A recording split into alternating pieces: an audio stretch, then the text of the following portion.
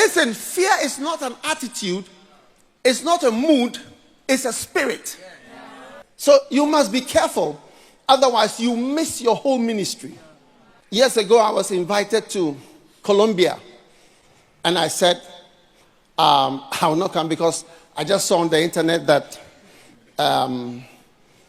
it was dangerous. I think Pablo Escobar had just died, you know. I didn't even know about him. And somebody told me, there was a priest who was killed whilst he was having Holy Communion.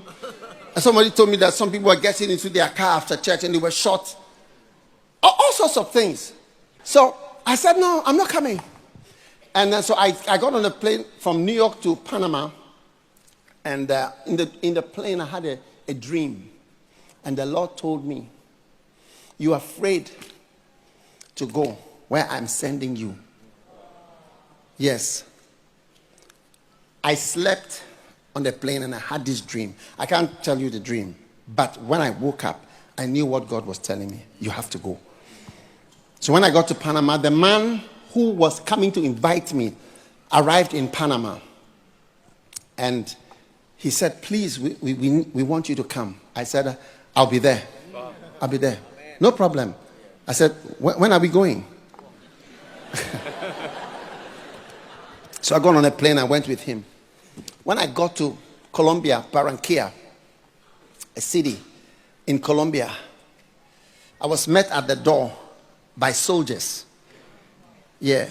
They rushed me through security, put me in a bulletproof Land Cruiser. Now, I was already frightened, and this was too much. Yes.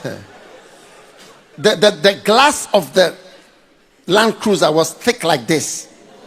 Yeah. And the guy who was driving had a gun on the side, a silver gun, and was surrounded by a convoy of soldiers with machine guns.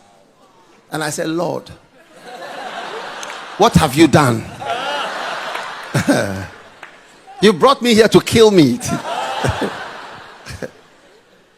So they took us to the hotel. When we got to the hotel,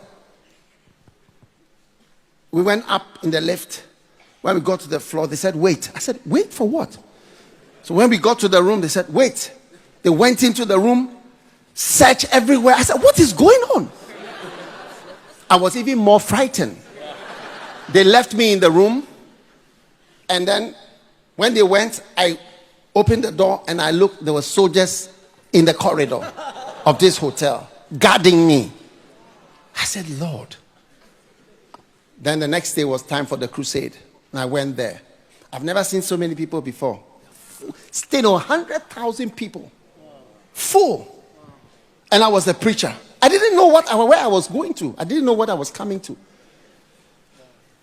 So I started.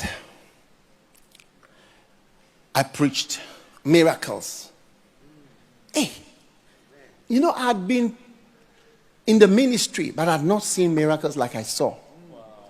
The first day, maybe the blind. The next day was wheelchairs. There was wheelchairs from beginning to end. I thought I was Benny Hinn at a point. Yeah. It was fantastic. The next day, somebody who was dead, somebody had a dead child and brought the dead child to the crusade. And the child woke up. So they brought the child on stage. All this surrounded by soldiers all the time. They brought the dead child on stage. The whole stadium was amazed. The next day, the last but one day, when I got to the stadium, they said, I've never seen ambulances like cars, ambulances, thousands of ambulances. And then they said there's a dead man by the stage. They've brought the dead now. They've heard of the dead. So there was a dead man. So when I got on stage, I climbed up on stage and I went down to look. Here was a dead man lying there. Covered with a white bed sheet. For me to raise him from the dead. Hey. I mean, it was a fantastic 5 days. I never had anything like that before. When I was leaving, all the soldiers, they just knelt down and said, pray for us. Pray for us. I led all the security people that had been following me. I prayed for them to know Jesus. And you see, what I'm saying is that fear was actually preventing me from seeing some of the greatest things in my own life and ministry.